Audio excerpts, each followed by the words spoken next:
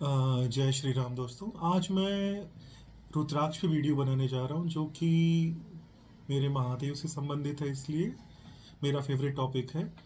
सो ये पूरा वीडियो मेरे काइंड ऑफ प्रैक्टिकल एक्सपीरियंसेस पे होगा। मेरे जो भी मैंने नॉलेज गेन किया रुद्राक्ष के बारे में, इनको पर्सनली यूज़ करके, और क्या क्या एक्सपीरियंसेस रहे और क्या क्या सावधानियां इंसान को रखना चाहिए इनको खरीदने के लिए, इनके रख रखाव के लिए। सो ये वीडियो एक जनरल रुद्राक्ष पे होगा। रुद्राक्ष क्या होते हैं? सो हिंदू मान्यता के अनुसार रुद्राक्ष भगवान शिव के आंसू हैं। और रुद्र आक्ष पड़ा यानी कि रुद्र के आंसू। सो हम काफ़ी बार सोचते हैं कि रुद्राक्ष या या क्या ये एक सिंपल प्लेसिबो इफेक्ट है, या फिर सिर्फ हमारी मान्यताएं हैं, या फिर इसके पीछे कोई वैज्ञानिक तर्क भी है कि रुद्राक्ष सच में काम करते हैं कि नहीं। तो मैं बताना चाहूँगा, रुद्राक्ष पे काफ़ी सारे साइंटिफिक रिसर्च हुए, स्पेशली बीएचयू में और भी इंडिया में कई जगह।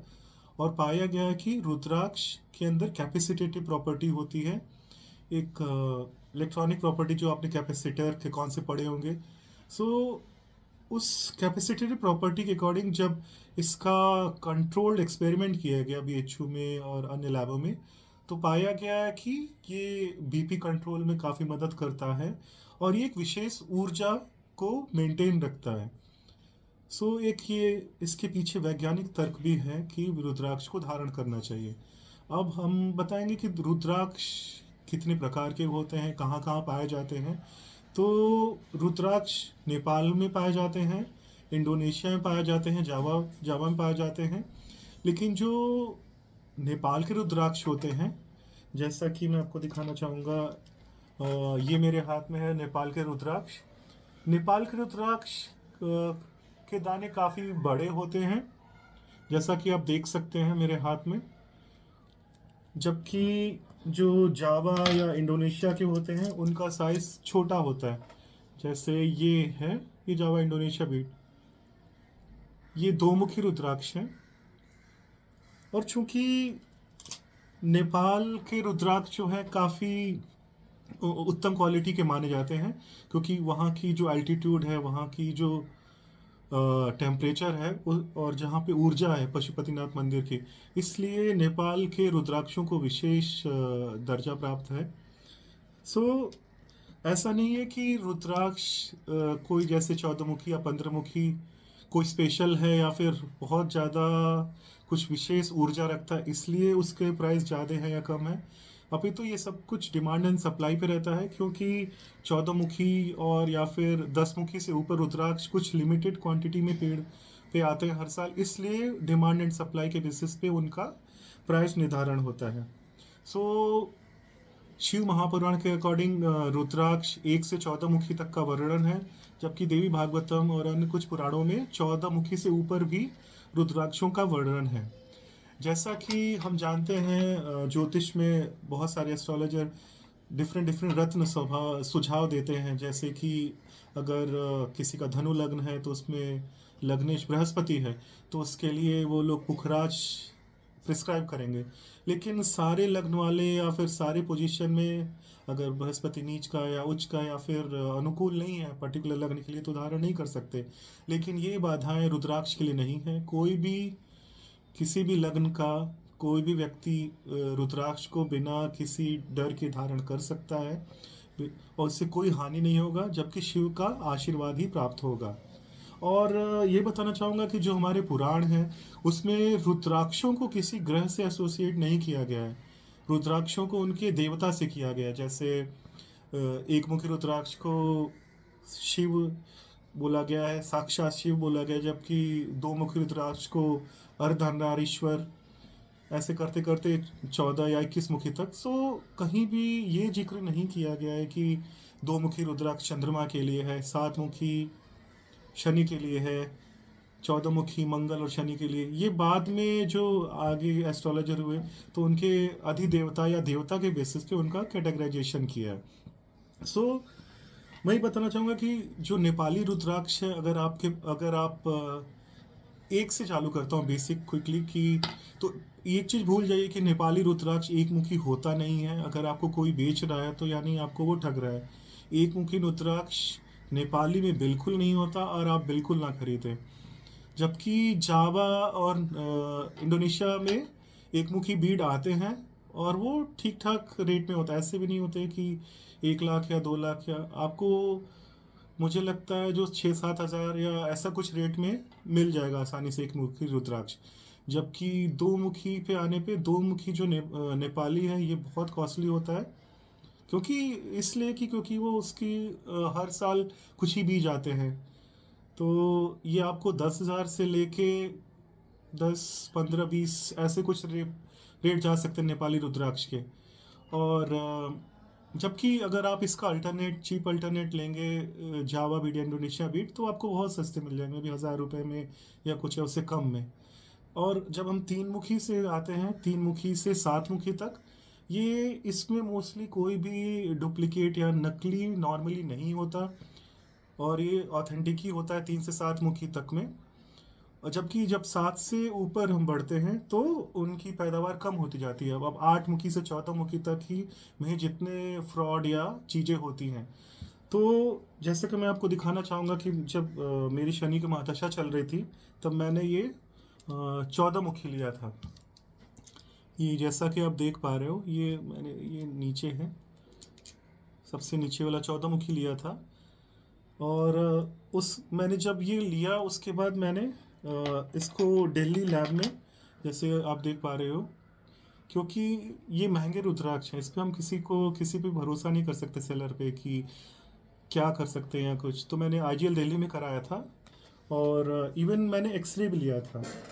तो जैसा कि आप जानते हो हर रुद्राक्ष में जो मुखी का कॉन्सेप्ट है, जैसे मैंने बोला कि 1 मुखी से लेके 14 मुखी, तो क्या होता है कि ये पूरा जो रुद्राक्ष है, ये एक रुद्राक्ष, इसके अंदर अंदर कंपार्टमेंट्स बने हैं छोटे छोटे। तो अगर जैसे मैंने बोला कि ये 14 मुखी है तो इसके अंदर 14 कंपार्टमेंट रहेंगे और हर कंपार्टमेंट में एक बीज रहता है। तो जैसे अगर ये 14 मुखी है तो इसमें 14 खाने होंगे, कंपार्टमेंट होंगे, और ये हर एक खाने में एक बीज होगा। लेकिन ये ज़रूरी नहीं है कि अगर ये 14 मुखी है तो 14 बीज भी हो। नॉर्मली अगर बहुत ही सुपीरियर क्वालिटी का रुद्राक्ष है जो कि बहुत महंगा होगा, कि 14 खाने होने ही चाहिए। अगर 14 मुखी है तो 14 बीज भी हो। नॉर्मली 14 से कम होते हैं, 8-10 तक बीज हो तो भी चलेगा। तो ये है। और जैसा मैंने बोला कि काफ़ी महंगा है 14 मुखी रुद्राक्ष, तो मैंने आईजीएल दिल्ली में इसका लैब टेस्ट कराया था और इवन एक्सरे भी लिया था। तो अगर आप एक्सरे देखेंगे तो कुछ ऐसा दिखता है, जैसे छोटे छोटे 14 खाने मिलेंगे और इनमें इनके अंदर बीज भी हैं। सब में नहीं है, कुछ बीज कम है इसमें, लेकिन एक्सरे ही एक प्रमाण है रुद्राक्ष का कि असली है कि नकली। बाकी आप जो भी यूट्यूब पे वीडियो देखते हो कि ये रुद्राक्ष डूब गया तो असली है, तैर रहा है तो नकली है, ऐसा कुछ नहीं होता। या फिर सिक्के पे नचा के देखना, वो सब बिल्कुल बेबुनियाद है। ऐसा कुछ भी नहीं है कि अगर रुद्राक्ष नाच रहा है तो असली है, या फिर ऐसा कुछ भी नहीं है। सो एकमात्र प्रूफ, अगर आप कोई भी महंगे रुद्राक्ष ले रहे हैं तो आप लैब टेस्ट कराइए किसी भी लैब में नहीं, क्योंकि फर्जी सर्टिफिकेट भी आसानी से बन जाते हैं। तो आप खरीदने के बाद खुद से टेस्ट कराइए, जैसे आईजीएल दिल्ली है या फिर कोई भी प्रमाणिक लैब है वहाँ पे। और मैं ये बताना चाहूँगा कि जब हम वैसे तो मैं वीडियो बनाऊँगा और डिटेल में इसके बारे में, लेकिन रुद्राक्ष को जब हम स्ट्रिंग करते हैं, जैसे कि मैंने ये किया है, ये जैसे आप रुद्राक्ष देख रहे हो, तो मैंने बोला कि ये वाला नीचे वाला सबसे जो है ये 14 मुखी है। बाकी ये वाला 2 मुखी नेपाली रुद्राक्ष है, और फिर ये वाला है 6 मुखी रुद्राक्ष। और तो मैंने जो इवन वाले नंबर के हैं, जैसे 2, 6, मैंने उनको एक साइड में लगाया है। और जैसे ये ऑड साइन है, जैसे मेरी शनि की महादशा चल रही थी तो मैंने 7 मुखी रुद्राक्ष जोड़ा था, तो 7 और 9 एक साइड लगाया है, यानी कि तो रुद्राक्ष ऐसा नहीं कि कैसे भी जोड़ के पहन सकते हो, इसका भी एक प्रॉपर विज्ञान है। तो और बेसिक विज्ञान है कि आप इसको गले के पास धारण करिए। वैसे तो हाथ में ही पहन सकते हैं, लेकिन जो हार्ट चक्र होता है हमारा न्यूट्रल होता है और वहाँ रुद्राक्ष सबसे अच्छा काम करता है। तो जैसा आप देख सकते हो, इस एक साइड मैंने जो इवन नंबर के रुद्राक्ष हैं लाइक 2, 6 उनको रखा है, और एक साइड में ऑड साइन वालों को जैसे 7, 9, और नीचे 14 मुखी का लटकन है। और दूसरा रुद्राक्ष में क्या है कि जैसे आप देखोगे, मैं इसमें डीप में नहीं पता कि आपको दिख रहा है, इतनी क्लैरिटी है, तो रुद्राक्ष में एक हेड होता है। जैसा कि अगर मैं इस पे दिखाता हूँ आपको, ये वाले 9 मुखी में, तो ये वाला एक, इसको हेड बोलते हैं, और ये वाले हिस्से को जो अपोजिट साइड है इसको पूंछ बोलते हैं। और हेड को बोलते हैं पॉजिटिव, जहाँ पे पॉजिटिव चार्ज रहती है, और उसके अपोजिट टेल पे नेगेटिव चार्ज होती है। तो रुद्राक्ष को जोड़ने का तरीका है कि दो रुद्राक्षों को हेड से हेड और टेल से टेल जोड़ते हैं।